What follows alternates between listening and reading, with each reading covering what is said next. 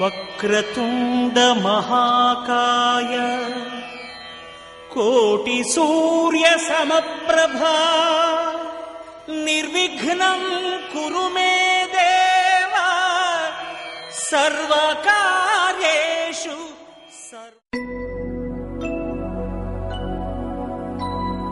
శుద్ధ బ్రహ్మ పరాత్పర రామ కాలాత్మక పరమేశ్వర రామ శుద్ధ బ్రహ్మ పరాత్పర రామ కాలాత్మక పరమేశ్వర రామ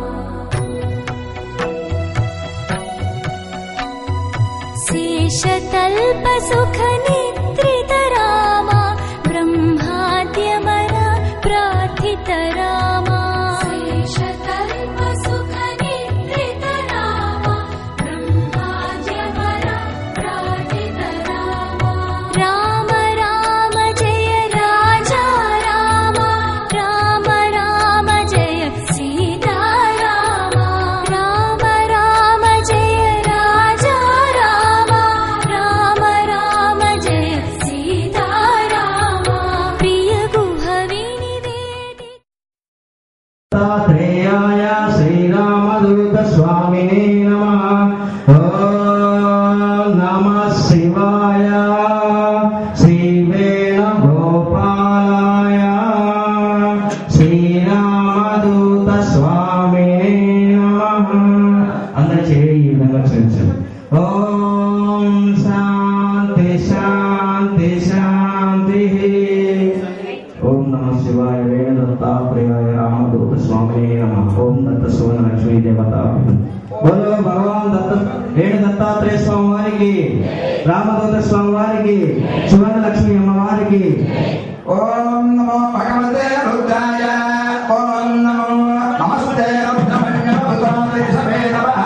నమస్తే అస్తు ధర్మనే బాహుభ్యా పదతే నమః. యా దేవస్వతాశం భగవతే ధర్మో శుభాసర్వ్యాయ ప్రయాణో కరుణయ. యా దే రుద్రశివాతనో రుద్రరామ ప్రకాశనే దయానస్వర భాషితమయ మాంగళప్రదాన గురువాయ గురుదే పరమేశ్వరో సేవసదానాయ రాజావలామతే జ్ఞానసంపన్నికనే క్షణం సదాకరుతో అజ్ఞావోదే అజ్ఞానప్రథమోద్యో అభిగుణసర్వాయ ధమ్మయంతర్వాయ శ్రీరామధాన్య అసంఖ్యస్థానురారుణముసంఖ్య ఏ దేహాయ పురుణాపదోదే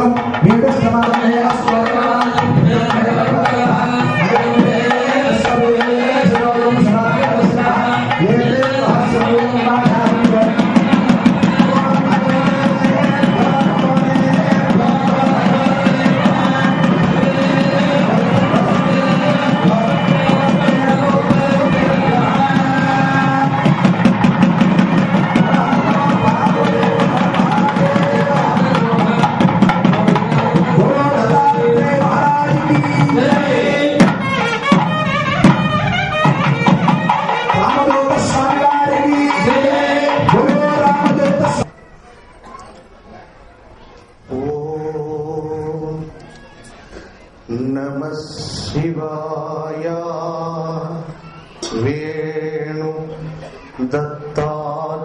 దత్తాత్రేయ చరణ స్మరణ ఇహలోక వైభవాయ ఇహ పరలోక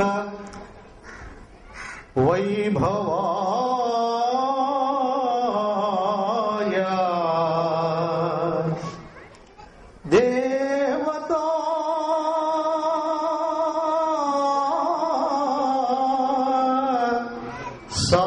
సార్వభౌమా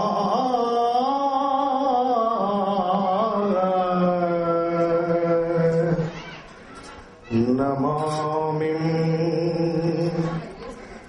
చరణముశ్రుతార్భవర్భవర్త్రయగత్రయం భో సమస్తజీవన్ముఖాన్వయహత్ త్రైవాణ్య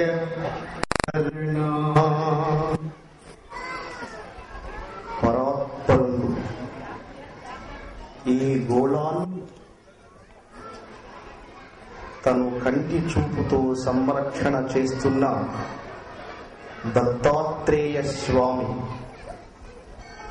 ప్రతి అణువులో ప్రతి అణువణువున ఆయన రూపం ప్రకృతి అంతా నిండి ఉన్న ఈ లోకం గురువుగారైన వేణుగోపాల స్వామి వారి చరణములకు నమస్కరిస్తూ ఇచ్చట ఉన్న ప్రతి భక్తులు భక్తురాలు పిల్లలు పెద్దలు ఇవాళ మహాశుభమైన సమయం.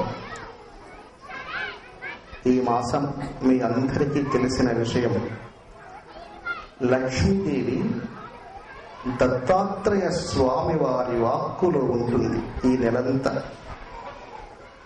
ఆయన భక్తులు గాని ఆయన సేవలు చేసేటి వారు కాని ఆ దేవాలయాలలో నివసించేటువంటి పూజారులే కాక అక్కడ ఊడ్చుకునేటువంటి వారు కూడా సమస్తమైనటువంటి కర్మలను నరికివేసేదానికి ఈ మాసం విశేషమైన సమయం. ఇచ్చట ఉన్న ప్రతి ఒక్కరికి పూర్ణ ఆయుష్ ప్రాప్తి, పూర్ణ ఆరోగ్య ప్రాప్తి, దంపతులంతా సుఖులై, మీ పిల్లలు చక్కటి విద్యావంతులై, ధర్మనిష్ట సత్యవాక్ పరిపాలకులై, గొప్ప అదృష్టవంతులై, పిల్లలందరూ పూర్ణ ఆరోగ్యవంతులై, ప్రతి ఇంట మీ ఇంటిలో లక్ష్మి ఇవాళ నుంచి శాశ్వతమై నిలచి ప్రతి దంపతులు సుఖులై శుభులై సత్యవాక్ పరిపాలకులై వర్ధిల్లెదరుగాక. శుభం. కలియుగంలో ఈ జరుగుతున్న కాలం మనందరికీ తెలిసిన విషయం. ఎవరి పని వారు చేసుకుంటున్నాం, భగవంతునితో మనకెందుకు అనుకోకుండా ఎన్నో ఉపద్రవాలు ఈ లోకాన్ని పొంచి ఉన్నాయి. చాలా మంది పెద్దలు కూడా తీర్మానం చేసి చెప్పారు, ఈ లోకం ఎప్పుడు అంతరించిపోతుందో, ఏం తగులుతుందో చెప్పలేకున్నామనుకున్నారు. మన భారతదేశాన్ని మన సాంప్రదాయాల వల్లే స్త్రీమూర్తులు అఖండమైనటువంటి విజయాన్ని ఈ లోకాన్ని ఆ రోజు నుంచి ఈ రోజు వరకు సంరక్షణ చేస్తున్నారు. ఈ సాంప్రదాయాలను తీర్మానం చేసి మనకు అందించిన వారు దత్తాత్రేయుని వారసులు. వారి నుంచే వచ్చింది. భగవంతుడు సాక్షాత్కారమైన మన కర్మలు పోవడానికి లేదు. భగవంతుడు అంటే 5 మెట్లు దాటి అవతల ఉంటాడు ఆయన. ప్రధానమైనది శీలము, రెండవది ధర్మము, దానము, అహింస, తపస్సు. వీటిని దాటి తపస్సు చేయగలిగితేనే ఆయన ఇక్కడ ఏం చేయాలో తీర్మానం చేస్తారు. ఇవి ఇప్పటి వరకు భారతదేశాన్ని రక్షిస్తుంది ఈ 5. అన్ని ప్రపంచ దేశాల కన్నా కూడా తపస్సు ఒక్కటే కాదు ఈ దేశాన్ని, ఈ గోళాన్ని రక్షిస్తుంది ఈ 5. ప్రపంచ దేశాలలో అన్నిటికంటే కూడా భారతదేశంలో స్త్రీమూర్తి రక్షణకర్తగా ఉంది. ఆమె తపస్సు చేయదు, వేదం చదవదు, పురాణాలు చెప్పను. చదువు లేని వారు కూడా ఒక్కొక్క పల్లెటూరి వెళితే అత్తమామలకు సేవ చేస్తూ తోడికోడళ్ళు, బావమరుదులు అనేక రకాలుగా వారిని దూషిస్తున్నా, భరిస్తూ, భర్త అనుకూలించకున్నా అది భరిస్తూ జీవితం అతనితోనే పూర్తి చేయగలుగుతుంది. ఇది ఎంతటి సాహసము అంటే, అగ్నిలో దహించేటప్పుడు బాధపడకుండా ఒక వ్యక్తి ఉన్నాడు అంటే మనం ఎలా నమ్మగలం?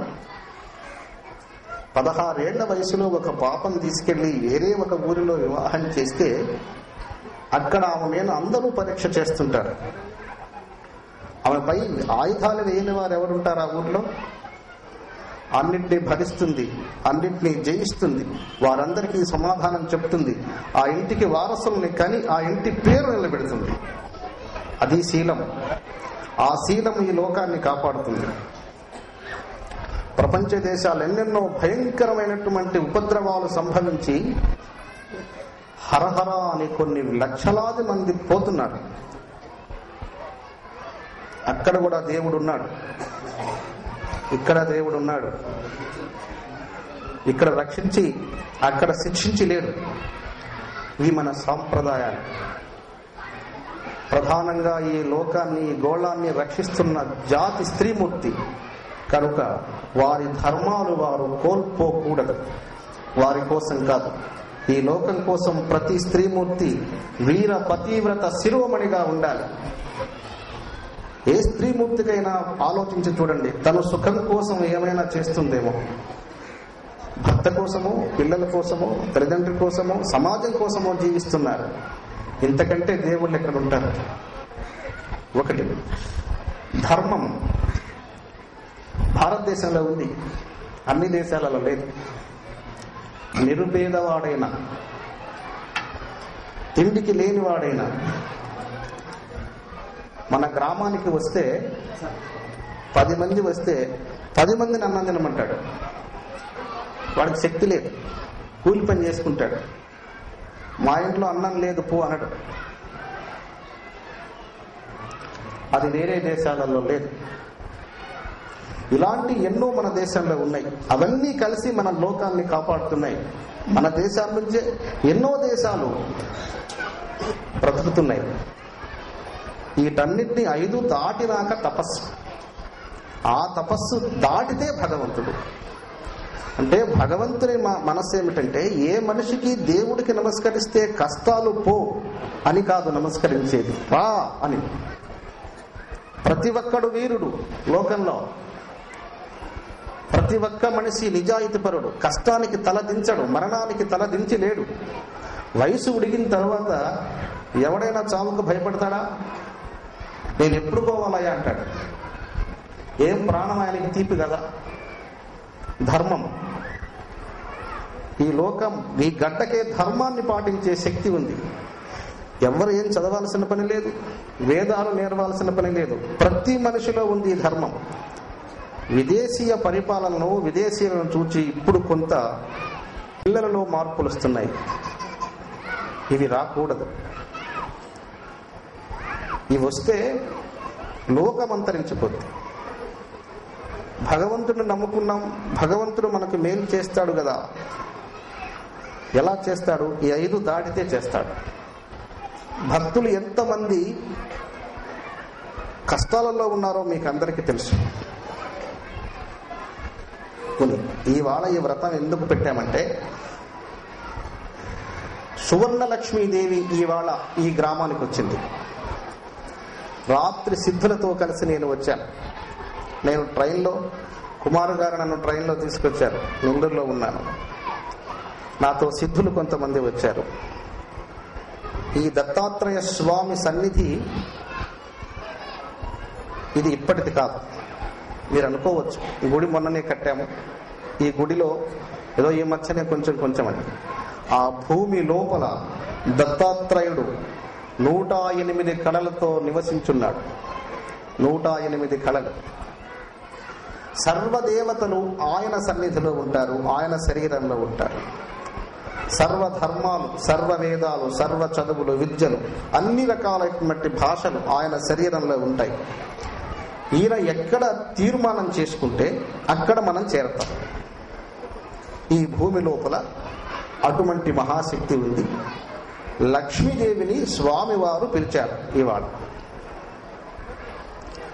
ఈ వచ్చిన వారు ఎవరైనా మనస్సు చలించక నీ పిల్లల విషయమో నీ భర్త ఆరోగ్యమో నువ్వు ఏం చేయాలో నీ సాధన ఏమిటో ప్రకృతికి ఏం చేయాలో కుటుంబానికి ఏం చేయాలో స్త్రీమూర్తులందరూ మనస్సు ఏకాగ్రత చేసి ఒక్క 20 నిమిషాలు ప్రశాంత చిత్తంతో నేను చెప్పేది సావధానంగా వినండి.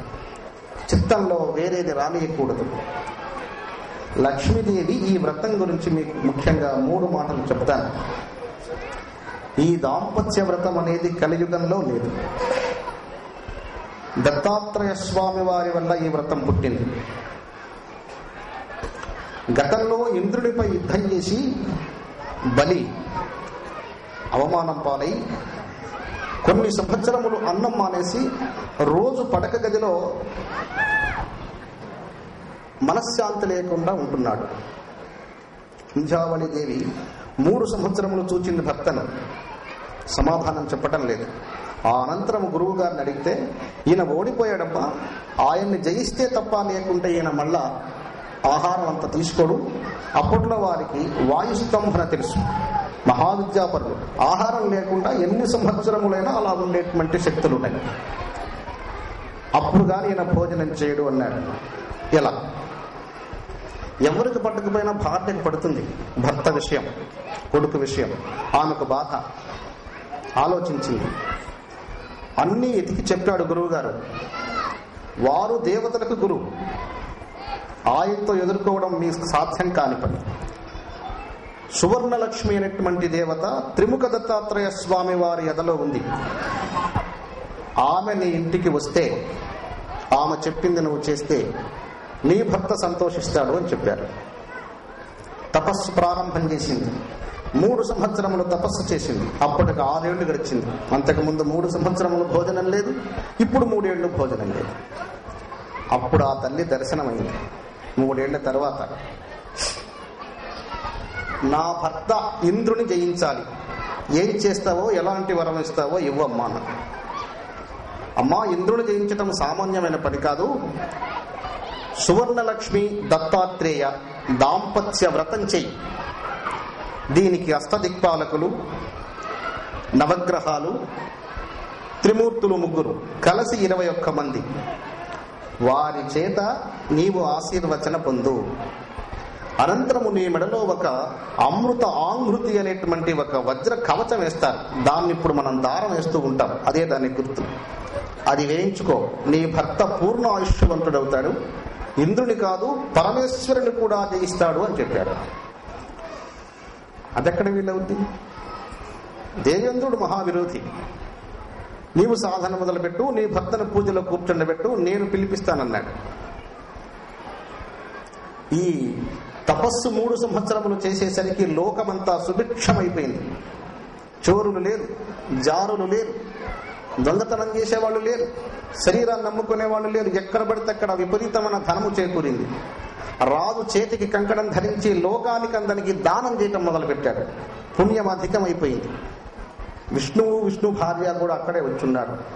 సరస్వతి బ్రహ్మ అక్కడికి వచ్చేశారు. పరమేశ్వరుడు అక్కడే ఉన్నాడు. భూలోకమే వైకుంఠంగా మారిపోయింది. కానీ భర్త వినలేదు. ఈ వ్రతానికి భర్త వినలేదు. ఆ రోజు నుంచి ఈ రోజు కూడా అమ్మవార్లు చెప్పింది భర్తలు అంతగా వినరు.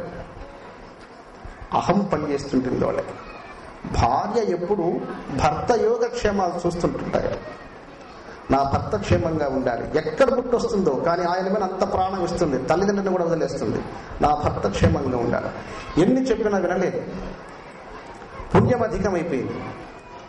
ఇంద్రుడికి భయం వేసింది. ఈ పుణ్యం ఈ విధంగా పెరిగితే నేను నాశనం అయిపోతానని విష్ణువు కాడికి వెళ్లి మొరపెట్టారు. ఏం చేస్తావో మాకు తెలియదు, బలి చక్రవర్తి నెల లోపల చచ్చిపోవాలి. ఇది చెయ్యకపోతే ఇక వైకుంఠం కాదు, కైలాసం కాదు, సత్యలోకం కాదు, ఇంకెవరో ఆయన్ని పోరాడి జయించలేరు అన్నారు. వ్రతమేం పూర్తి చేయలేదు ఈ మహాతల్లి. ఆయన ఒప్పుకోలేదు. విష్ణువు బలిని చంపడం కొరకు ప్రయత్నం చేయాల్సి వచ్చింది. చూడు, బలి చక్రవర్తి ఒక సామాన్యమైన రాజు. ధనుజ కులంలో పుట్టినవాడు, రాక్షసుడు. ఆయన్ని చంపడం కొరకు ఆయన ఎందుకు రావాల్సి వచ్చింది? అక్కడ తపస్సు, ఇక్కడ దానం. దానాన్ని మించింది ఈ ప్రపంచంలో మరి ఒక్కటి లేదు. మానవుడు ఎంతకాలం జీవిస్తాడో తెలియదు. దానం చేసే అవకాశం ఉన్నప్పుడు, దానం అంటే కోట్ల రూపాయలు కాదు, పిడికడు మెతుకులు తీసి ఒక కాకికో, ఒక ఉడతకో, ఒక పిట్టకో, ఇది దానం. నీ శక్తిని బట్టి దానం. ఈ దానం చేసే అదృష్టం జంతువులకు లేదు. మానవుడిగా జన్మించావు, భగవంతుడిగా మారే అవకాశం నీకే ఉంది. కాబట్టి నువ్వు దానం ప్రతినిత్యము చేయాలి. దానం చేయమంటే రోడ్డమ్మిడి పోయే వాళ్ళకి డబ్బులు ఇచ్చి చెడగొట్టకూడదు. వృద్ధులు, దిక్కులేని వారు, ఎతికి చేయాలి దానం. నీ బిడ్డను నువ్వు ఎలా చూసుకుంటావో నీ బాధ్యత కూడా. ఎవరన్నా ఒక బీదవాడు ఉన్నాడు, వృద్ధులు పని చేసుకునేవాడు, ఎతకాలి. ఈ అదృష్టం నీకు పోగొట్టుకుంటే ఇంక రాదు. ఆ దానము చేత ఆది విష్ణువే అతన్ని చంపాల్సిన పరిస్థితి వచ్చింది దేవతల వల్ల. ఇంకెవరు సాధ్యం కాల, అంత గొప్పది దానం. ఆది విష్ణువు వచ్చి చూస్తే అక్కడ ఋత్వీకులంతా 6,000 మంది చేరి నర్మదా నది తీరమున యజ్ఞాలు చేస్తున్నారు. 3 ఏళ్ల నుంచి చేస్తున్నారు. సామాన్యమైంది కాదు. వారందరూ ఈయన చూడగానే, ఈయన పొట్టివాడు, ఏం చేయాలో తెలియకుండా ఉన్నాడు.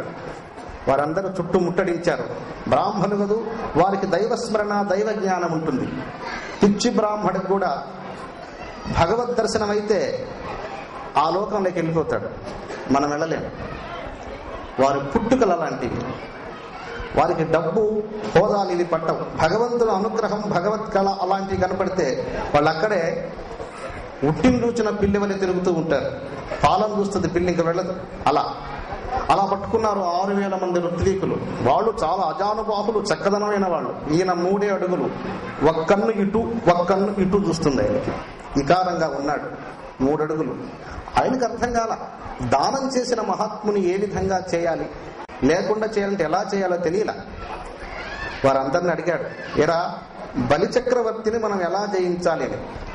మహాదానశీలుడండి, మన బ్రాహ్మణులందరికీ రోజు ఏం కావాలన్నా ఇస్తాడు, నువ్వు అడిగినా ఇస్తాడు అన్నాడు. అందరినీ వెంట పెట్టుకుని అక్కడికి వెళ్ళాడు. సభలో కూర్చొని ఉన్నాడు రాజు. సభంతా చాలా సంతోషభరితంగా ఉంది. నటభట గాయకులు ఎక్కడ వాళ్ళు అక్కడ మహానందంగా ఉంది. నృత్యాలు చేస్తున్నారు, సంగీతం పాడేవాళ్ళు సంగీతం పాడుతున్నారు, ఒక పక్క వేదం చదువుతున్నారు. రకరకాల ఆనందాలన్నీ అక్కడే ఉన్నాయి. ఆయన చూడగానే ఆది విష్ణువుకి భయం కలిగిందట.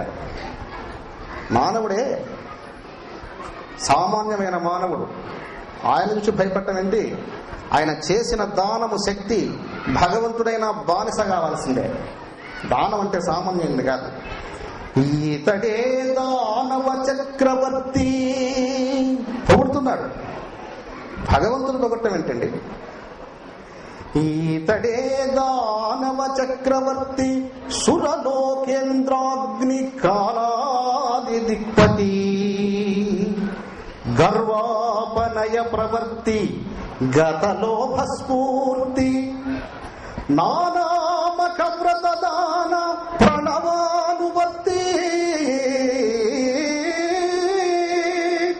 సుమనో రామా మనోభేదనుద్ధత చంద్రాతపకీర్తి.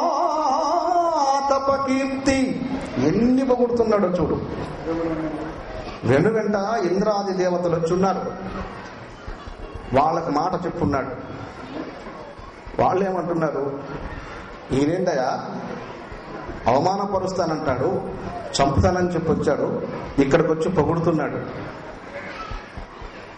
ఇంద్రాది దేవతలని గర్వము తీసేసిన వాడు, సత్య కరుణ ధర్మోల్లాసం స్ఫూర్తి. సత్యము, కరుణ, ధర్మము సముద్రమంతా చేసుకుని ఉన్నాడయ్యా ఈయన. ఈయనను దర్శించడమే నాకు మహాభాగ్యమైంది అన్నాడు. సత్య కరుణ ధర్మోల్లాసం స్ఫూర్తి దానం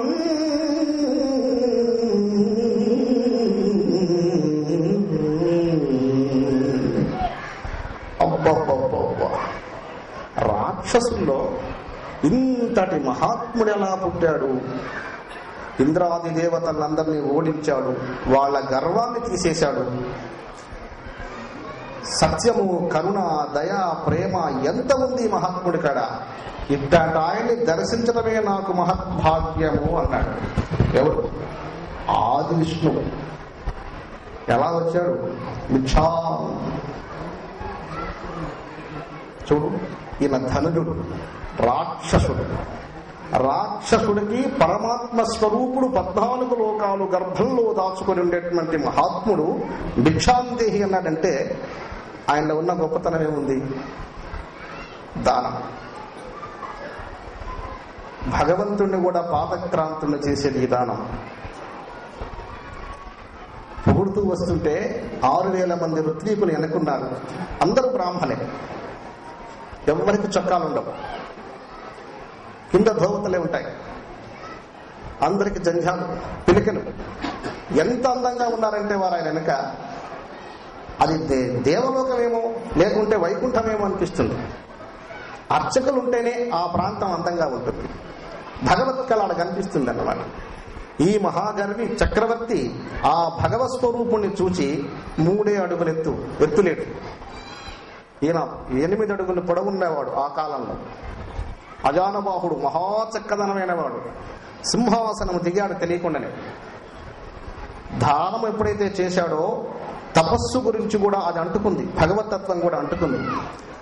వడుగా యౌవని వాడవో యౌబడవో.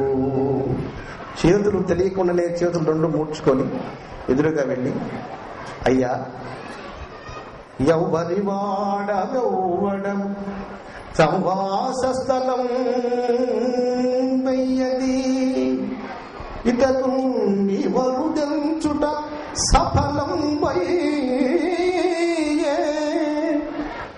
నా వంశము జన్మము. పరిపూర్ణత స్థాయికి వెళ్ళిపోయినాడు. తెలియదా? నిలబడి ఉన్నాడా, కూర్చొని ఉన్నాడా, ఏం చేస్తున్నాడో తెలియదు. ముగ్ధుడైపోయాడు. వంగి వంగి వంగి నడుస్తున్నాడు. ఎదుట ఉన్న భగవత్ శక్తిని దానం అనే పుణ్యం పోయి వరిస్తుంది.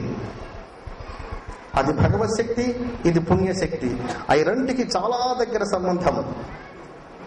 భగవంతుడేమో పుణ్యం చేసిన వాడిని గొప్పగా గగనాన్ని చూసి దండం పెడుతున్నాడు. పుణ్యం చేసిన వాడేమో భగవంతుడి సాయి కిందకొచ్చి దండం పెడుతున్నాడు. సుకృతంబులయ్యే శిఖుడు యజ్ఞం చేసేటప్పుడు ఆ యజ్ఞంలో దేవతలు వస్తారు. అది మనం గమనించము. ఏదో చేస్తూ ఉంటాం. మంత్రం చెప్తూ అగ్ని నువ్వు పుట్టిస్తే ఆ అగ్నిలో నువ్వు ఏ మంత్రం చెప్తావో ఏ దేవుడు వస్తాడో అక్కడికి వచ్చేస్తాడు. చూడగలిగిన శక్తి, ఆ ఆనందాన్ని అనుభవించే శక్తి కొద్ది మందికే ఉంటుంది. షిరిడి సాయినాథుడు అక్కడ కూర్చొని పనికిరాని పుల్లలన్నీ తెచ్చుకొని ఒక మురికి గుంటకాడ మంట వేసుకుంటాడు. మరి పకీరేంద్ర రోజుటాటి పిచ్చి పిచ్చి పుల్లలు తెచ్చి మంటలు వేస్తాడంటారు. అందులో ఆయన దగ్గర ఉన్న వారు ఇద్దరికి ఆ అగ్నిలో సువర్ణ లక్ష్మీ దేవత దర్శనమిచ్చింది. పక్కన చాలా మంది ఉన్నారు, కానీ వారికి ఆ సుగుణం తెలియదు. వారికి ఎందుకు దర్శనమిచ్చింది? వారి మీద భగవంతుడికి ఏంటి ప్రేమ? వారిలో దయాగుణాలున్నాయి. భగవంతుడు ఎవరిని శిక్షించేది కాదు, ఎవరిని ప్రేమించేది కాదు. నువ్వు దండం పెడితే నీకు రక్షణ కలుగుద్ది అనుకుంటున్నావు, కలుగదు. నీలో సాత్విక తత్వం, దయాగుణం, ప్రేమతత్వం ఇవి ఉంటేనే నీకు ఆయన సహాయం కలుగుతుంది. అయితే ఆయన సహాయం కలగకుండా, దండం పెట్టుకోకుండా లోకంలో పెద్ద పెద్ద కోట్లు సంపాదించి పెద్ద పెద్ద వాళ్ళై ఉన్నారు. వాళ్ళ చెప్పుల కింద మంచి మంచి వాళ్ళంతా పడి నలిగిపోతున్నారని అనుకుంటున్నారు. ఒక్కసారి వెనక్కి తిరిగి చూసుకోండి. ఎవడు ఎంత ఎత్తుకు ఎదుగుతాడో ధర్మాన్ని కోల్పోతే అంత కిందకి వెళ్ళిపోయాడు. పురాతన నుంచి తీసుకోండి, రాజ్య పరిపాలకులు తీసుకోండి, మన గ్రామాల్లో ఉన్న పెద్ద పెద్ద కుటుంబాలు తీసుకోండి. ధర్మాన్ని, సత్యాన్ని, నీతిని ఎవ్వడూ కాదనడానికి లేదు. అవి లేక అధర్మ పరిపాలన చేసి అన్యాయం చేస్తే 5 ఏళ్లకు, 6 ఏళ్లకు, 10 ఏళ్లకు, 20 ఏళ్లకు అతను తెచ్చుకున్న దైవశక్తి కోల్పోయి బలహీనులై, దరిద్రులై కుటుంబాలు చెడిపోవలసిందే. ఈ ప్రకృతే దానికి శిక్ష వేసేది, భగవంతునికి సంబంధం లేదు. అలాగే యజ్ఞంలో బలి చేసిన యజ్ఞంలో దేవతలు వచ్చారు. అవన్నీ బలి చక్రవర్తి చూశాడు. చూచి ఆనందించి వాళ్ళందరికీ కూడా నీ వల్ల మోక్షం వచ్చిందేమో మహాత్మా, సుకృతంబులయ్యే సిఖులన్ కళ్యాణమికాలము. ఓ మహాత్మా, నీ దర్శనం, నువ్వేందయ్యా ఇంత అందంగా ఉన్నావు. ఆయన కన్నులకు అంత అందంగా కనిపిస్తున్నాడు. తీసుకొచ్చి కుర్చీ వేసి కూర్చుండబెట్టాడు. శుక్రాచార్యులు గారికి ఈ విషయాలన్నీ తెలుసని విష్ణువుకు తెలుసు. గగనాన దేవతలంతా కేరి చూస్తున్నారు. ఇంతకు ఆయన్ని చేరాడు. ఏం జరగబోతుంది? వీడు చంపుతాడా, లేక మాయం చేస్తాడా, మాకు ఇబ్బందులు లేకుండా తొలగిస్తాడా? అసుర రాక్షస యక్ష కిన్నెర కింపురుష సిద్ధ విద్యాధర గంధర్వులు అందరూ పైన. ఇందులో దేవతల ఒక్కరికే ఈ రహస్యం తెలుసు. ఈ అసురులకు గంధర్వులకు తెలియల. దేవతా హంసలో ఉన్నవారు, దేవేంద్రుని వారసులు, దేవతలొక్కడికే ఈ రహస్యం తెలుసు. అయితే వారు బయట చెప్పరు. మహామేధాశక్తి ఉన్న వాళ్ళు చాలా మంది మనలో ఉంటారు. వారు బయట మాట్లాడరు. ఎందుకని? వారికి సమయం రాదు. సమయం కానప్పుడు వారు ఎంతటి మేధావులైనా ఒక పనికిరాని విద్య ఏమి లేకుండా మాట్లాడడం చేతగానవడైనా మాట్లాడుతుంటే వింటుంటారు. అది సమయం కాదు అని వారికి తెలుసు. అదే విధంగా దేవతలకు తెలుసు కానీ చెప్పరు. రాక్షసులకు వారి గురించి తెలియదు. శుక్లాచార్యుల వారికి తెలుసు. ఆలోచిస్తున్నాడు. శుక్లాచార్యులు గారికి ఒక మైకం వేశాడు విష్ణువు. పోకముందే వేశాడు. వాడిని నమ్మకూడదు. వాడికి తెలిస్తే నాన్న ఇబ్బంది జరిగిస్తున్నాడు. ఇంద్రుడికి నేను ఇచ్చిన మాట ఏం చేయలేను కదా అనుకున్నాడు. ఆ గురువు గారిని చూడగానే వట్టుడిని పాదాల మీద పడి నమస్కరించి కుర్చీ ఇచ్చి కూర్చుండబెట్టి దప్పుకిచ్చి దాహం తెచ్చాడు. అయ్యా, నువ్వు ఏ దేశం నుంచి వచ్చావు, ఎక్కడి వాడవు, ఇంత చక్కగా ఉన్నావు, నిన్ను చూస్తుంటే నా 2 నేత్రాలు నీ వైపే ఉన్నాయి, ఇక పక్కకు తిరగడం లేదంటాడు. ఇది అందరూ చూసి నవ్వారు. వారందరికీ ఇకారంగా కనిపిస్తున్నాడు. ఈయనకొక్కడికే మహారూపవంతుడుగా కనిపిస్తున్నాడు. ఈయనకు పుణ్యం ఉంది. ఈయన కనుక్కున్నాడు. వారికి లేదు, వారు కనుక్కోలేదు. ఆయన అంటాడు, ఇంద్రుడు చెవులో చెప్తాడు, ఎందుకు వచ్చావు అన్నాడు కదా, ఇక చంపేసేయి, ఆలస్యం చేయొద్దు, వీడు మహాపుణ్యమూర్తి, లోకాలను జయిస్తున్నాడు, ఏం చేస్తావో మాకు తెలియదు. ఒక కీటక రూపం ఎత్తి ఆయన చుట్టూ తిరిగి చెప్తున్నాడు. ఎలా చంపగలడు? మహాపుణ్యమూర్తిని ఏం చేయగలడు చూస్తున్నాడు. చెప్పవయ్యా, ఏం పనికొచ్చావు అన్నాడు. ఏం లేదు, దానం చేస్తున్నామని విన్నాను, బ్రాహ్మణ్ణి, పిల్లవాడిని, నాకేమన్నా దానం చేస్తావేమని వచ్చాను లేవు అన్నాడు. చిరునవ్వు నవ్వాడు రాజు. నువ్వు దానం చేస్తావు అని ఎప్పుడన్నాడు? అది సహజమే, నేను పెట్టేవాడిని కదా అనే అహం కొంచెం చేరుకుంది. దానం చేసేవాడు దండం పెడతాడా? దండం పెట్టే దానం చేయాలి. ఆడ దెబ్బతిన్నది ఆయన. అందుకే బలిచక్రవర్తి విష్ణు చేతిలో చిక్కేవాడు కాదు. కానీ నేను దానం చేస్తావు కదా అని అనుకున్నప్పుడు చిరునవ్వు నవ్వి ఒక తెలియని అహం వచ్చింది ఆయనకి. చేస్తాను, ఏం కావాలో కోరు. ఏమున్నాయో నీ దగ్గర అన్నాడు. నీ దగ్గర ఏమున్నాయో నాకు ఇవ్వడానికి. ఈయన కాడ ఏముంది? జోలే, మొలతాడు, ఒక తాటాకుల గొడుగు. ఈయన కాడ ఏమున్నాయి? ఏం లేవు. నీకేం కావాలో కోరమన్నాడు. నాకేయో కావాలండి, నీవేమి ఇవ్వగలవు, నీ కాడేముంది? పౌరుషం వచ్చేసింది. వరచేలంబులో మాడలో ఫలములో వన్యంబులో, చెప్పు ఏం కావాలో. హరులో రత్నములో రథములో విమృష్టాన్నంబులో, మంచి భోజనం, గుర్రాలు, డబ్బులు, మంచి ఖరీదైన వస్త్రములు, మంచి ఫలములు, అడవి సంపదలు. నేను చెప్తుంటే వింటున్నాడు కానీ నాకు ఫలానా కావాలి అన్నా. పిల్లవాడు కదా, ఆ కాలంలో అమ్మాయిలను దానం చేసే తత్వం ఉంది. అప్పుడు ఆడవాళ్ళని ప్రధాన నుంచి కూడా అన్యాయం చేశారు లోకం. వారిని ఒక వ్యక్తిగా, ఒక శక్తిగా ఆ రోజు కూడా చూడలేదు.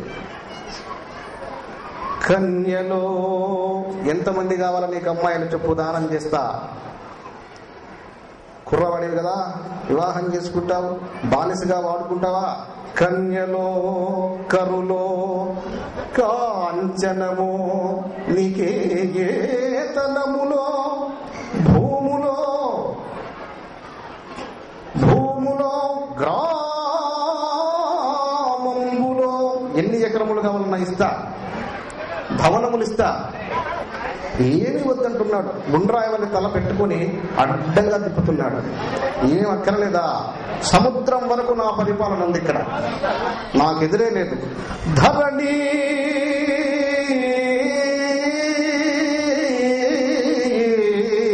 ఖండము కాగా ఏమడిగేదో, ఈ భూగోళం అంతా కాక ఇంకేమన్నా అడుగుతావా?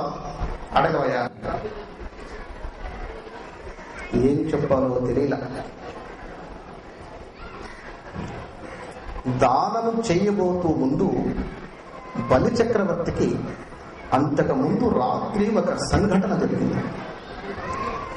ఇంట్లో ఆమె భక్తురాలు కదా విద్యావళి, దర్శనమిచ్చింది రాత్రికి. జ్ఞాపకొట్టింది, పాన్పు బయట పడుకునుంది భర్త పక్కనే. ఏ ఇంజావళి లేవే లేవే లేకపోతే లేచి కళ్ళు నిలుపుకొని కూర్చొని, ఏంటమ్మా, రేపు నీ భర్త చనిపోయే రోజు రాబోతుంది, దానం చేసే దాన్ని రేపు చేయకుండా మాట తీసుకోవే అన్నది. ఇప్పుడు కూడా ఒక్కొక్క ఇంటిలో ఒక్కొక్క మహాతల్లికి భవిష్యత్తు తెలుస్తుంది. అయితే వారిని ఇంట్లో వాళ్ళు లెక్క చేయరు, గౌరవించరు. కానీ అమ్మ వాళ్ళకు తెలుస్తుంది. పిల్లలకి ఏదైనా ఆపదలు వచ్చినా, భర్తకి ఏదైనా ఆపదలు వచ్చినా, కొంచెం భక్తి జ్ఞానము ధర్మము పాటించే స్త్రీమూర్తులకు ఏం జరగబోతుందో ఆపద ముందు తెలుసుకుంటారు. అయితే వారు ఎరుకలు లేక అవి గుర్తించరు. కొంతమంది గుర్తిస్తారు. ఆ టైంలో నిద్ర లేపి రాజుని, ఏమండి చక్రవర్తి గారు, నాకు ఒక మాట కావాలి ఇవాళ. ఆయన నిద్రలో ఏం కావాలో చెప్పవే అన్నాడు. రేపు సూర్యుడు హస్తమయమయ్యేంత వరకు, సూర్యుడు కుంకేంత వరకు దానం చెయ్యను అని ఒక్క మాట ఇవ్వవయ్యా అన్నది. నిద్ర మత్తులో ఏముంది, రేపే కదా ఇస్తానుకో, ఇవ్వను లేపు అన్నాడు. అప్పుడు గుర్తొచ్చింది బలికి. కానీ సంఘంలో, సభలో ఇంతమంది భటులు, వేద పండితులు, పురోహిత బ్రాహ్మణులు, గాయకులు, మహాయుద్ధం చేసేవాళ్ళు, రథికులు, పూర్ణ రథికులు, అర్ధరథికులు అనేకులు ఉన్నారు. నీకేం కావాలో ఇస్తానని చెప్పాడు కదా, ఇంకెన్ని కెట్టబోతాడు? ఈ గొప్పతనం మనిషికి అన్యాయం చేస్తుంది. అందుకే ప్రతి మనిషి దాసుడై ఉండాలి. గొప్పగా ఉన్నాడు అంటే అతనికి కీడు సంభవిస్తుంది. ఎవడు తప్పించుకోలేడు. ఎప్పుడు దాసోహం. వాడు ఎంతటి మనగాడైనా శరీరము నీది కాదు కనుక, శరీరము నీ సొంతం అయితే నువ్వు మనగాడని చెప్పొచ్చు. శరీరము నీది కాదు కనుక 24 గంటలు దాసోహమే ఉండాలి మనస్సులో. నేను బృక్షుడను, శక్తిహీనుడను అనేది మనస్సులో ఉండాలి. అని ఉన్నప్పుడు సమస్యలు రావు, గొడవలు రావు, ఎవరికి వాడు జాగ్రత్తగా ఉంటాడు. అది గుర్తొచ్చింది. కానీ ఇక్కడ అహం అడ్డం వచ్చింది. ఇంకేం చెప్పలేకపోయాడు. ఇంతమంది సభలో చూస్తున్నారు, ఇస్తానని చెప్పాను కదా, మళ్ళీ ఇవ్వనంటే వద్దు అనుకున్నాడు. శుక్రాచార్యులు గారు కూర్చొని ఉన్నారు. ఇంద్రాది దేవతలంతా పైన ఆడ తిరుగుతున్నారు. ఏం జరగబోతుందో చూస్తున్నారు. ప్రపంచం అంతా అక్కడే ఉంది. ఎందుకంటే విష్ణువు అక్కడ ఉన్నాడు, ఈశ్వరుడు అక్కడ ఉన్నాడు, బ్రహ్మ అక్కడ ఉన్నాడు, లక్ష్మీదేవి అక్కడ ఉంది. ఎక్కడెక్కడ మహాశక్తి సంపన్నులంతా అక్కడే ఉన్నారు. ఇక లోకమంతా అక్కడే ఉంది. అందరూ బలి చక్రవర్తి చుట్టే భజన చేస్తున్నారు. చూడు, అయిపోయింది. ఇక ఆయన లేచి ఎలా అడగాల, ఏం అడగాల, ఏం చేయాలా ఈ బలిని ఎలా బంధించాలా, ఎలా నాశనం చేయాలా అర్థం కాల. ఆయన పుణ్యం ఈయనకి అడ్డుపడుతుంది. ఇక తప్పదుగా, వచ్చిన తర్వాత ఏదో చేయాలా. అడిగేశాడు, ఏమయ్యా నాకు లోకమంతా ఇస్తానంటున్నావు, అక్కర్లేదులే, నేను పొట్టివాడిని కదా, మూడు అడుగులు ఇవ్వయ్యా అన్నాడు. 3 అడుగులు చాలు. సభలోని వారంతా పక్కు నవ్వారండి. వీడెవడో పిచ్చోడు, మన బ్రాహ్మణులు ఎట్ట పుట్టాడు వీడు. మనం దాపు దగ్గరకు పోతే వాడు 10 రూపాయలు ఇస్తాడంటే మనం 20 రూపాయలు అడుగుగలము. అందుకే మన వాళ్ళంతా పిచ్చివాళ్ళు అంటారని వీళ్ళే చులకనగా మాట్లాడుకున్నారు. సభలోని వారంతా నవ్వారు. అక్కడున్న వారంతా విచిత్రంగా చూస్తున్నారు. గురువులు సందేహించారు. ఓహో, ఏదో జరగబోతుంది ఇక్కడ అని వారికి తెలిసిపోయింది. పోనీ ఇస్తానని చెప్తావా, ఇవ్వనంటావా చెప్పి వెళ్ళిపోతానన్నాడు. భార్య చెప్పిన మనస్సులో ఉంది, గురువులు ఇష్టంగా లేరు. గురువులు చెప్పంది ఏది చేయడు బలి. కానీ ఈ సభలో మాట ఇచ్చాను, ఇక నేను మాట తప్పడానికి లేదు. అసలు నేను దానం చేస్తున్నాను కదా, దానం చేసేటప్పుడు నేను చేయకుండా ఉంటానంటే మళ్ళీ ఇన్ని ప్రశ్నలు వచ్చాయి. ఇచ్చేస్తాను, నీకు 3 అడుగులు కావాలన్నావు కదా, తీసుకోమన్నాడు. తీసుకో అన్న తర్వాతనే శుక్రాచార్యుల మైకం పనిచేసింది. వెళ్ళి పిలిచి చెప్పాడు, ఒరే నాయన, గంట లోపల నువ్వు చనిపోతావు, నీ రాజ్యం భస్మం మాయమైపోతుంది, నువ్వు ఉండలేవు, అయ్యే పని కాదు. నిన్ను బ్రతికించడం కోసమే నీ భార్య అనేక కష్టాలు పడి 3 సంవత్సరాలు తపస్సు చేసి ఈ లోకాన్ని సుభిక్షం చేసింది. దానమయ్యను అని ఒక్క మాట చెప్పి నేను చూసుకుంటాను తర్వాత అన్నాడు. ఇలా ధౌన్యాన్వయహత్ ఘన్ ఘన్వాన్వయాన్వయః భృణ్యహోద్వయద్వయః. లోకాలన్నీ చూస్తున్నాయి, 14 లోకాలు నేను చేయబోతున్న విషయాన్ని చూస్తున్నాయి. గురువు గారు అమృణ్యననాన్వాయః ధృణితాన్వా విషధే విహృతమాన్వయహత్. నీవు నన్ను కోపగించుకో, అరాచకంగా మాట్లాడుకో, ఈ సభలో నన్ను తిట్టు, నేను దానం ఇవ్వాల్సిందే, ఇస్తానని చెప్పాను, నేను మాట తప్పనన్నాడు. విన్నాడు. ఇక నా మాట వీడు వినడని భార్యను పిలిపించాడు, ఇంద్రావళి దేవి. ఆమెకు రాకనే విషయాన్ని చెప్పాడు. విషయమంతా విన్నది. గుండెలు నలిగిపోతున్నాయి. ప్రభురాణి వస్తుంటే వారి వెంట చాలా మంది ఆడవాళ్ళు వస్తారు, వారికి కొన్ని లెక్కలుంటాయి, అవన్నీ కోల్పోయింది. విషయం వినగానే కళ్ళమ్మిడి ధారలైపోతున్నాయి. సభంతా విచిత్రంగా చూస్తున్నారు. స్వామి చెంతకొచ్చి భర్త పాదాలపై పట్టుకొని క్షౌన్యాన్వయహత్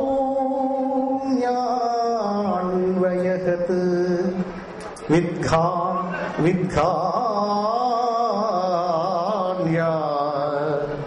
పునర్ధాయకం. అయ్యా, రాత్రి నాకు అమ్మవారు కలలో చెప్పింది, అది సత్యము, నీకు చెప్పాను. ఈవాడ వచ్చిన వాడు ఉద్దండు, గొప్ప శక్తి సంపన్నుడు. ఈయన మాట విని నువ్వు దానం చేస్తే రాజ్యం తీసుకోమని నాకు అభ్యంతరం లేదు, నా పిల్లలు పోయినా నాకు పర్వాలేదు. నీవు వెళితే నా జన్మ అనర్థకమైపోతుంది ప్రభు. ఈయన నిన్ను వదలడు, నిన్ను చంపడం కొరకే వచ్చాడు. సువర్ణలక్ష్మీ దేవత నాకు రోజు చెప్తుంది, వ్రతానికి తమరు కూర్చోలేదు, నీకు ఆయుష్ ఇవ్వడానికి అవకాశం లేదు, నీ చుట్టూ గ్రహాలున్నాయి, వీటిని తొలగించాలంటే ఆమె ఆయుష్ ఇవ్వాలంటే నేను ఈ వ్రతం చేయాలి. ఈ వ్రతం వాళ్ళు ఒప్పుకోలేదు, నా మాట విను. విశ్వమాన్వయః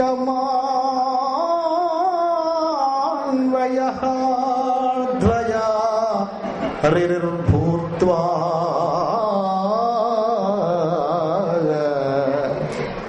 బయట జారిపోయింది. చక్కగా ఆమె రూపవతి, తన భార్య ఇంద్రావళి చంద్రుని వలె ఉంటుంది, ప్రకాశిస్తుంది. ఆమె ముఖము వాడిపోయింది.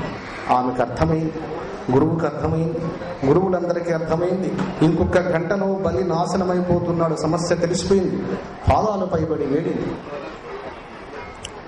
ప్రశాంత ప్రశాంతంగా భార్య కంటి నీరు చూస్తూ అలా ఉండిపోయాడు.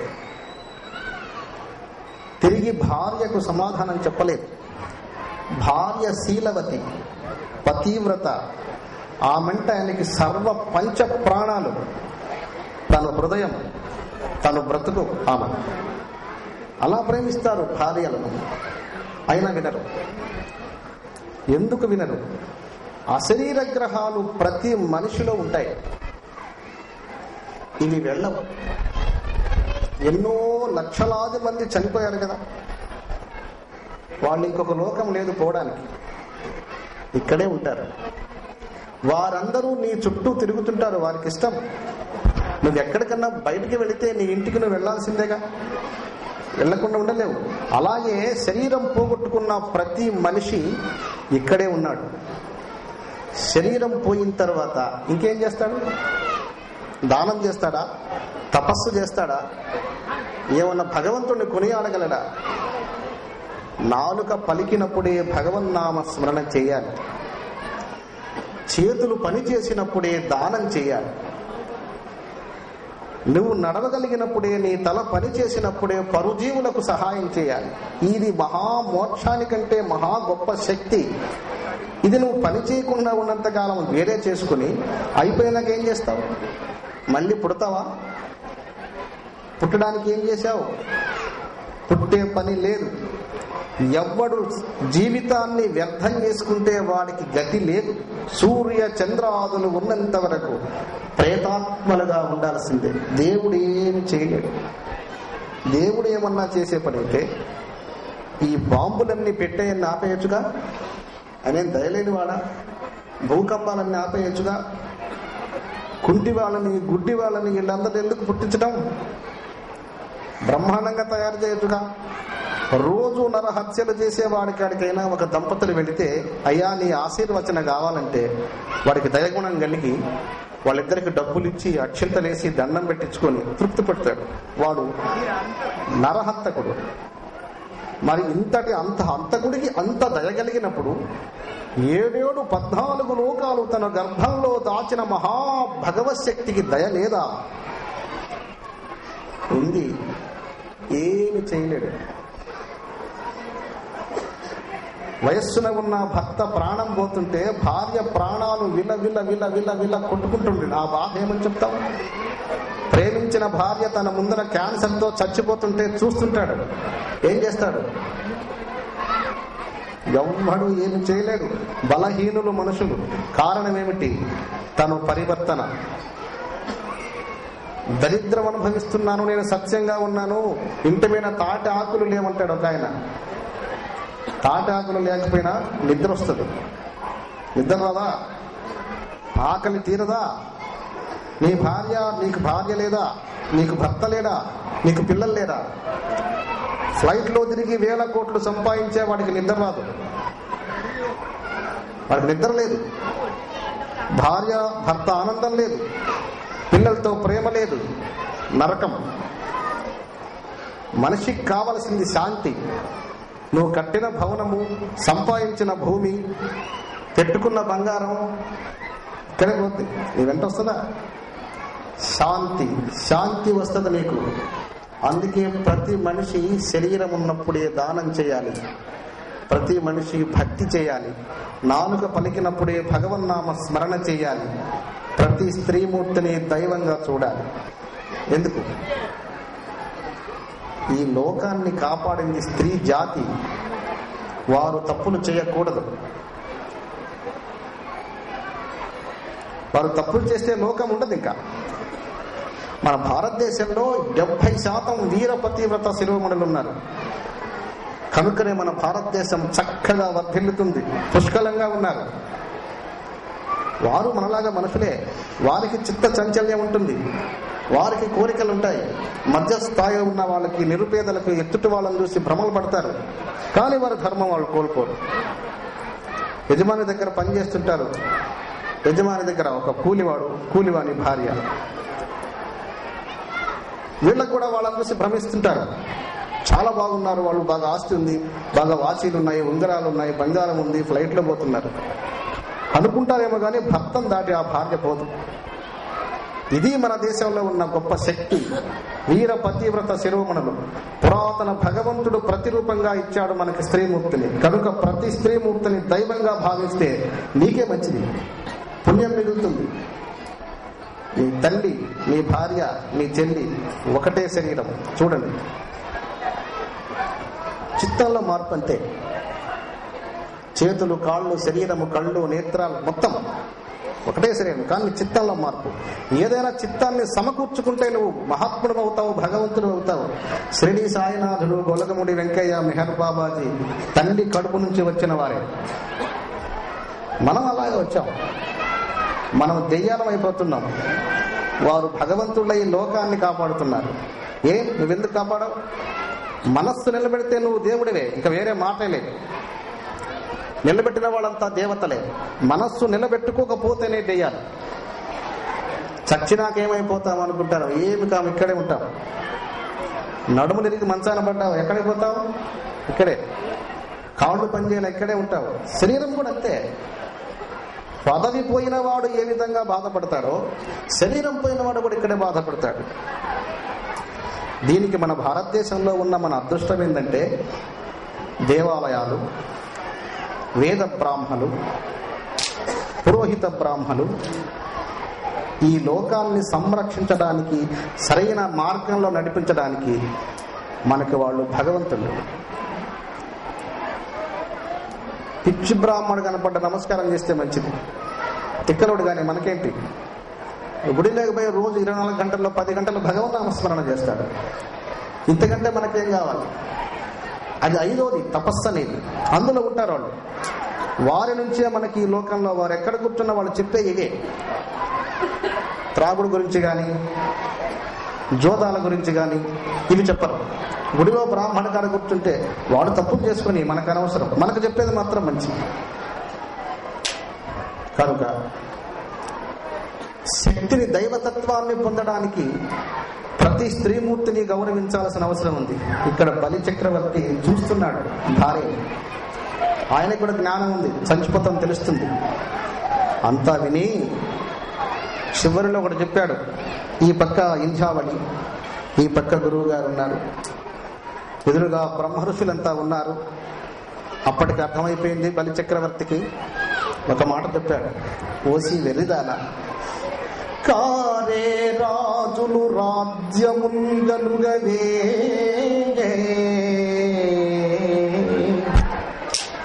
గర్వోపతిన్ వందిరే, వారేరి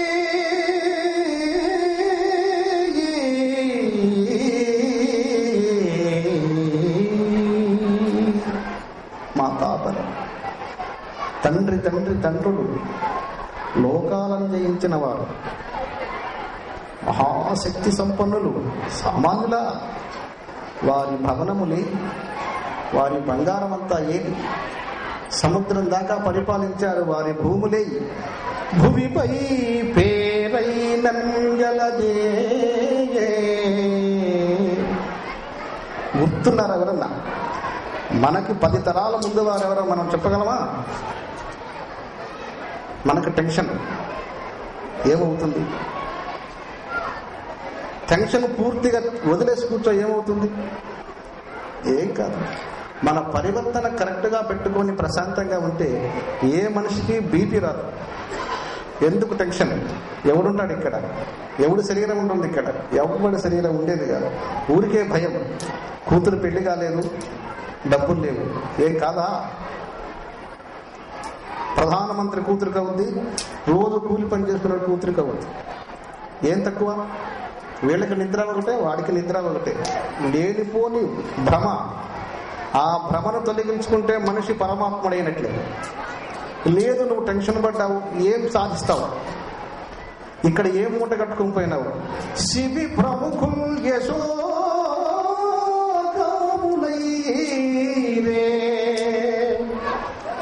శిబి చక్రవర్తి మాంసాన్ని కత్తితో కోసి దానం చేసేశాడు. వారలన్ మరచిరే ఇక్కాలమునన్. ఎంత సమయం గడిచింది? వారలం మరచిరే ఇకాలమునన్ భార్గవా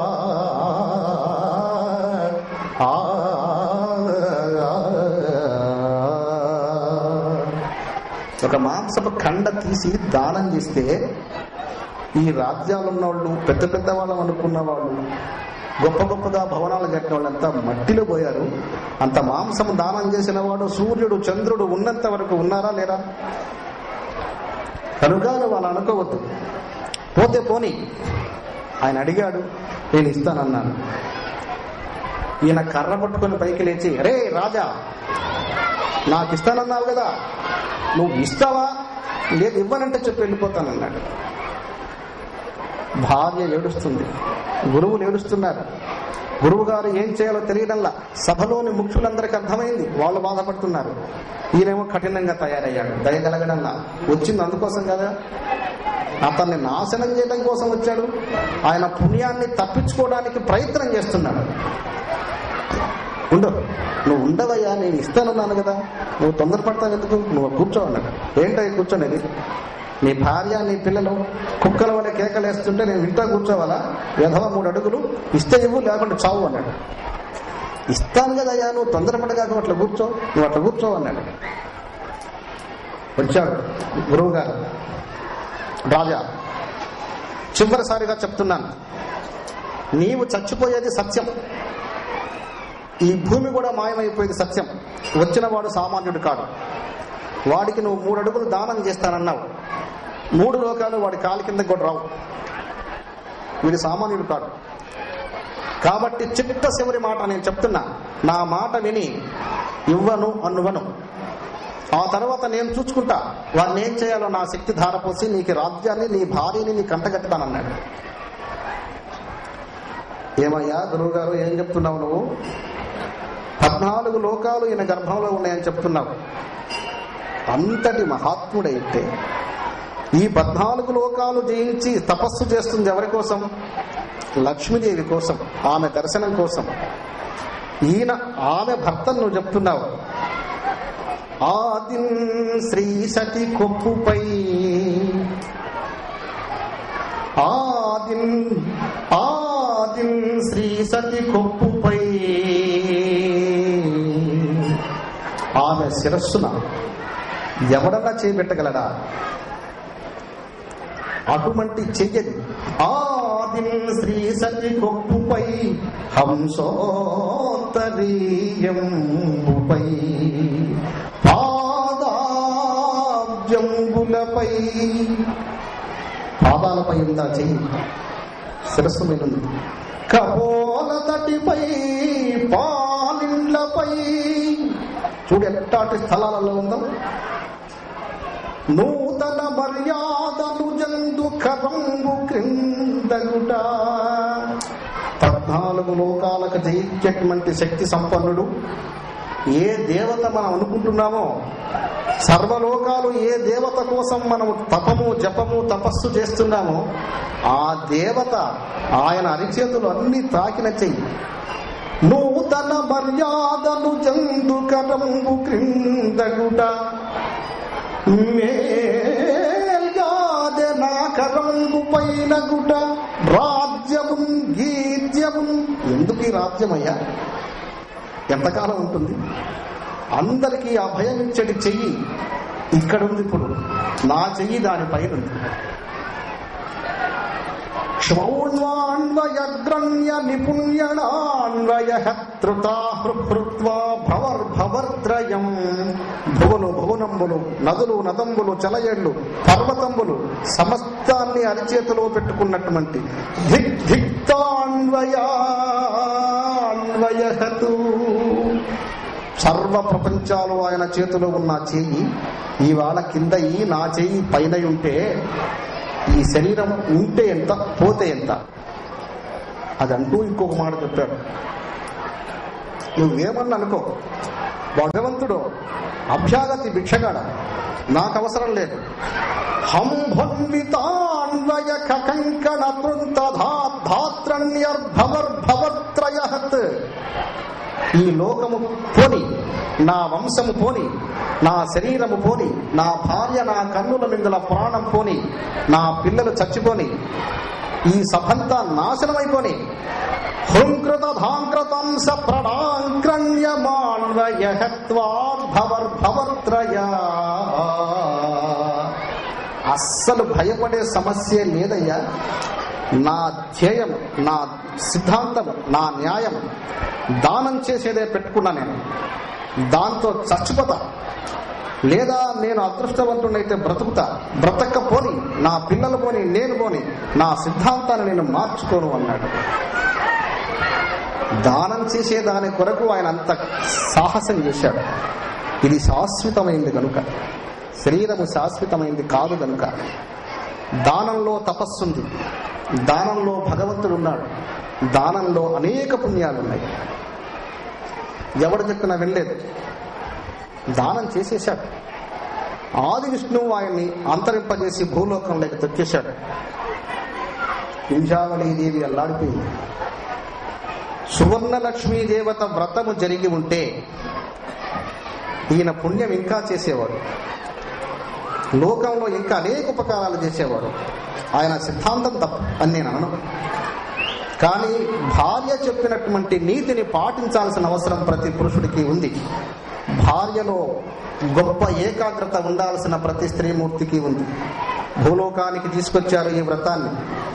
ఈ వ్రతము ఎవరింటిలో జరుగుద్దో వారింటిలో పిల్లల చదువులు కానీ, వారి ఆరోగ్యాలు కానీ, అపమృత్యువు కానీ రాదు.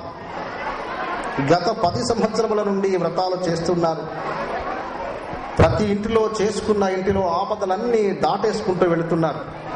కనుక ప్రతి స్త్రీమూర్తి ఇది గుర్తుంచుకొని ఈ మాసంలో ఈ వ్రతాన్ని చేసే విధానం మనసులో పెట్టుకోండి.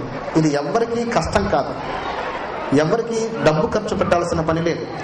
21 జతను ఇంటికి పిలిచి పులిహోర దానం చేయండి. భోజనం పెట్టలేని వారు కూడా చేయవచ్చు. ఈ వ్రతంలో దేవతలందరూ అక్కడ చూచి ఆనందించి ఆ స్త్రీమూర్తిని దీర్ఘసుమంగళిగా ఆశీర్వాదన చేస్తారు. ప్రతి సంవత్సరం నీ పెళ్లి రోజు ఈ వ్రతం జరగాలి. విష్ణువు ప్రతిరోజు చేసుకుంటాడు ఈ వ్రతం. లక్ష్మిని కూర్చొని పెట్టుకుని ప్రతిరోజు చేసుకుంటాడు. ఆయనకు దత్తాత్రేయుడు ఇచ్చాడు ఆ వరాన్ని. నీ పెళ్లి రోజు గుర్తు చేసుకో, ఏడాదిలో ఒక్కసారి ఈ వ్రతాన్ని చెయ్యి. ఈ వ్రతమైన తరువాత ఈ 21 ముత్తైదులు నీ మెడలో దారం వేస్తారు, దీర్ఘసుమంగళిగా ఉండమని. ఆ దారాన్ని నీ కన్నా పిల్లలకు కుడి హస్తానికి ఒక్కొక్క ముక్క తెంచి కట్టి వారిని నీ పాదాలకు నమస్కరించమని చెప్పి వారి తలపై నీ చెయ్యి పెట్టి ఆ బిడ్డను ఆ రోజు ఆశీర్వాదన చెయ్యి. విద్యలో, ఆరోగ్యంలో, ఆర్థికంలో ముందుకెళ్ళిపోతాడు. భర్తను తప్పనిసరిగా ఆయన చేతికి కూడా కట్టి భర్తను ఆశీర్వాదన చెయ్యి. ఆయనకు మరలా నీ పెళ్లి రోజు వరకు యాక్సిడెంట్లు కానీ, నష్టాలు కానీ, ఆయనేమో ఇబ్బందులు పడడం కానీ, ఇంకేమైనా కష్టం రావడం కానీ రాదు. నువ్వు నిష్ఠతో ఈ పూజ చేస్తే దీనికి నియమం ఏమీ లేదు, బ్రహ్మచర్యాలు అవసరం లేదు. మనసు ఏకాగ్రతగా ప్రతి స్త్రీమూర్తి సాంప్రదాయబద్ధంగా ఉంటే చాలు. సమస్త దోషాలను మీరే హరింపజేసుకునే మహాశక్తి ఈ వ్రతం. వేణుదత్త సువర్ణలక్ష్మీ దేవత ఈ వ్రతాన్ని ప్రతి ఇంటిలో చేసుకోండి. ఇక్కడ నేను ప్రతి సంవత్సరం వస్తాను. కుమారు గారికి ఒక మంచి కోరిక ఉంది. ఈ ప్రాంతీయం అంతా సుభిక్షంగా ఉండాలి అని ఆయన ఆశ. ప్రతి కుటుంబంలో కష్టాలు ఉండకూడదు, ప్రతి దంపతులు క్షేమంగా ఉండాలి, అన్యోన్యంగా ఉండాలి. ప్రతి ఇంటిలో పిల్లవాడు గొప్పగా చదవాలి, ప్రతి ఇంటిలో బిడ్డ గొప్ప ఉద్యోగాలు చేయాలని, అందరూ ఆరోగ్యంగా ఉండాలని కుమారు గారి ఆశయం. ఈ ప్రాంతీయం మొత్తానికి మేలు చేయాలని ఉన్నాడు. కనుక నేను ప్రతి సంవత్సరం వస్తాను. ఈసారి వచ్చినప్పుడు 2 రోజులు 3 రోజులు ఉండి చక్కటి ఉపన్యాసం చెప్తాను. అందరూ తప్పకుండా వచ్చి విని సువర్ణలక్ష్మీ దేవతను, దత్తాత్రేయుని నిరంతరము స్మరించుకోండి. ఎవరైనా పెళ్ళులుంటే ఒక మంత్రం చెప్తాను, రాసుకోండి. మీ ఆశయాలు ఏమైనా ఉంటే అది పెట్టుకొని చేసుకోండి. ఆ మంత్రంతో 40 రోజులు చేసుకోండి. అది మీ పనులు చేసి పెడుతుంది.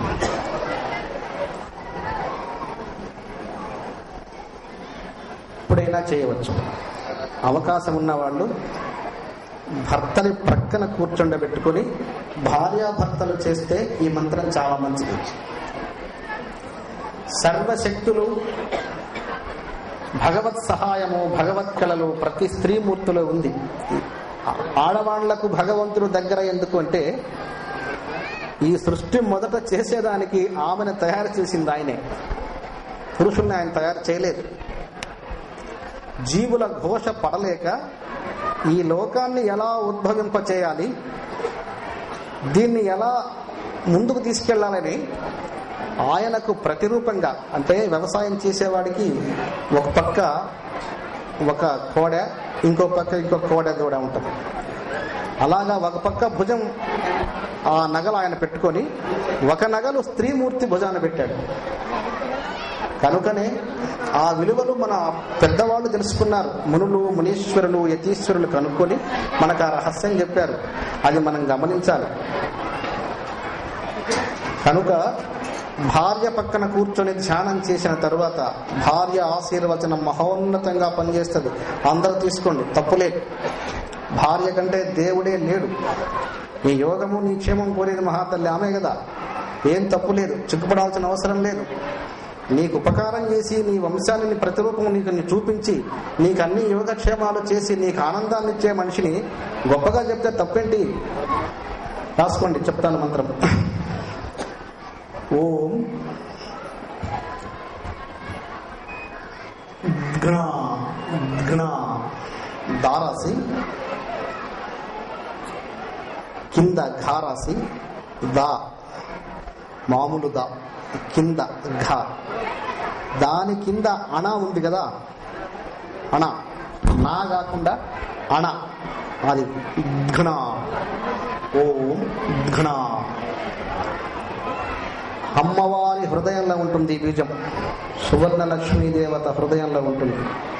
ఏ స్త్రీమూర్తి అయినా కింద ఏదైనా ఒక చాప లాంటిది కానీ, లేకపోతే ఎవరన్నా ఇళ్లలో పురాతనలో ఉంటాయి జింక చర్మాలు అలాంటివి కూడా ఉంటాయి. అట్లా ఉన్నవాళ్ళు జాగ్రత్తగా దాన్ని కింద వేసుకుని దాని మీద ఒక బట్ట పరుచుకొని హాస్పిటల్లో మీరు ఎలా కూర్చోగలిగితే అలా కూర్చొని ఆ పూజలో కూర్చొనే ముందు స్నానం చేసి కూర్చుంటే చాలు. ఏం పెద్ద నియమం అక్కర్లేదు. కొద్దిగా ఒక అరటిపండు, లేకుంటే చక్కెర, లేకుంటే ఏదో ఒకటి కొంచెం దీపారాధన చేసి పెట్టుకొని కూర్చోండి. అది అవకాశం లేని వారు ఒక ధూపం, ఏదన్నా ఒక మంచి పొగ, సుగంధం వచ్చే పొగ పెట్టుకో. ఎందుకంటే మీరు పిలిచే ప్రతి భౌ, ఈ 3 అక్షరాలు భర్తతో కలిసి అవకాశం ఉన్నవాళ్ళు సాయంకాలం లేదు ప్రొద్దుబొద్ది నిద్ర లేవగానే అన్ని నీళ్లు పుక్కులించి ఊచి ప్రశాంతంగా మీరు పడుకునే బెడ్ మేనేజ్ చేసుకోవచ్చు. దంపతులకు నేరం లేదు. ఒక దాంపత్య జీవితం అంటే భగవంతుడు అని, సంపూర్ణమైంది అని. అగ్ని సాక్షాత్కారం పెట్టి వారిద్దరిని ఒకటి చేస్తారంటే వీళ్ళు భగవంతుళ్ళు అని, ఈ సృష్టికి మూలాధారకర్తలు అని. వారికి నేరపారాలు ఉండవు. అందరూ ఆనందంగా జీవించవచ్చు. భగవంతుడి కోసం బ్రహ్మచర్యాలు ఉండి ఉపవాసాలు అన్నం తినకుండా ఉండాల్సిన అవసరం లేదు. అన్నానికి దేవుడికి సంబంధం లేదు. నీ బ్రహ్మచర్యానికి భగవంతుడికి సంబంధం లేదు. నీ హృదయం ఆ కూర్చున్న 10 నిమిషాలు భగవంతుని వైపు మనసు నిలబెట్టు చాలు. నువ్వు పిలిస్తే ఆమె పలుకుద్ది. ఇలా ప్రతిరోజు చేయండి, లేదా ఒక మండలం చేయండి, ఏదన్నా ఎన్నుకోండి. ఊరికే కాకుండా నాకు ఈ పని జరగాలి అంటే చాలా పెద్ద పని పెట్టుకొని చేయబాకండి. నువ్వు చేసేది 40 రోజులు. దీనికి నీకు తగిన ధర్మం, నువ్వు ఎంత పని చేశావో అంతవరకే చేయాలి. నువ్వు చేసే చాకిరి, నువ్వు చేస్తున్న ఏకాగ్రతకు సమమైన ఫలితం నీకు వస్తుంది. అమ్మవారు ఉంటుంది, అధిగమించి సహాయపడదు. నువ్వు చేస్తున్నటువంటి దాన్ని బట్టి చేస్తుంది. ఈ మంత్రం చేయండి. ఈ పూజలు మన ఊళ్ళో అందరూ చేయించండి. మీలో ఎవరైనా అమ్మవార్లు 2 3 దీన్ని నేర్చుకొని ప్రతి ఇంటిని రక్షించండి. ఈ పూజ చేసి మీరు ఆ ఇంటిని ఆశీర్వాదన చేసి వచ్చిన తర్వాత మళ్ళా వచ్చే సంవత్సరం వరకు ఆ ఇంటిలో ఎన్ని శుభాలు వస్తాయి మీరు చూడండి. ప్రజలకు ఉపకారం చేసే కంటే ఇక మీకేం కావాలి చెప్పండి? నీ బిడ్డను ఎలా పెంచుతావో ఈ ప్రపంచాన్ని కూడా అలా చూడటం మొదలు పెట్టండి. భగవంతుడు వేరే లేరు, మీరే భగవంతుడు. ఆ దారిలో మనం వెళుతూ ఉంటే మన కష్టాలు మనకుంటాయి, వాటిని వద్దు అని చెప్పగాకండి, రానియండి. కష్టాన్ని అనుభవించడానికి మోయడం కొరకు వీరనారీమణుల్లాగా సిద్ధంగా ఉండండి. అవి రావడానికి కారణం ఏమిటంటే అవి ఒక గ్రహాల వల్ల వస్తాయి. అవి నిన్ను ఆశించే బ్రతుకుతాయి. ప్రాణానికి సంబంధితమైనవి తప్ప ఏ కష్టాన్నైనా స్వీకరించడానికి మానవుడు ధైర్యంగా ఉండాలి. ఇది మానవ సహజం. మానవుడే భగవంతుడు. భగవంతుడు అంటే మంత్రాలు చేయటం, బురిటలు చేయటం, ఉంగరాలు చేయటం కాదు. అవి వాళ్ళు ఎందుకు చేశారంటే మన మూర్ఖత్వాన్ని మార్చడం కొరకే చేశారు. ఓహో ఏదో ఉంది అని మనం అటువైపు తిరుగుతామని చేశారు. బిడ్డకు అన్నం పెడితే వాడు తినడు. చందమామను చూపిస్తుంది తల్లి, తీసుకొస్తాను రా తినరా అంటది. ఇప్పుడు తింటాడు వాడు. అలా చేశారు వారు చేసింది మేము చేయలేమా అంటాం కాదు. మనకు కావాల్సింది సత్యమైన దారే భగవతత్వం. పరులకు సేవ చేయటమే భగవంతుడు, ఇంకా వేరే లేదు. ప్రతి స్త్రీమూర్తి, ప్రతి పురుషుడు వయసు ఉన్నంత వరకు ఎవరికి ఉపకారం చేయలేదు ఇవాళ అనుకోకూడదు. ప్రతిరోజు ఏదో ఒక ఉపకారం, ఏదో ఒక దానం. వీళ్ళే భగవంతుడు. అలా చేసుకుంటా నువ్వు ముందుకు వెళితే నీ నుంచి ఎన్ని కుటుంబాలు బాగా అవుతాయో చూడండి. సంతోషం. అందరూ లేచి ఒక్కసారి ఈ పట్టణాన్ని మనం ఆశీర్వాదన చేద్దాం. కూర్చోండి. భగవన్నామ స్మరణ విన్నాము, భగవంతుని గురించి ఆలోచించాము, మన మనస్సులు పవిత్రంగా ఉన్నాయి. ఈ పవిత్రమైన మనస్సుతో ఈ పొలమూరు అనే గ్రామము పలకండి. ధర్మతరమై నీతివంతులై ప్రతి మనిషిపై దయగలిగి ప్రతి ఇంటిలో లక్ష్మి నిలచి ప్రతి దంపతులు ధర్మనితులై సత్యవాక్ పరిపాలకులై సుఖులై వారి సంతానం ధనవంతులై విద్యావంతులై పూర్ణాయుష్యవంతులై పూర్ణారోగ్యవంతులై ఈ గ్రామమున లక్ష్మి ప్రతి దేవి ప్రతి ఇంట శరీరములో చేరి నివసించుగాక, అష్టౌశ్వర్యముతో ఉండుగాక. ఈ భక్తుల దీవెన బ్రహ్మదీవెనై నిలచుగాక.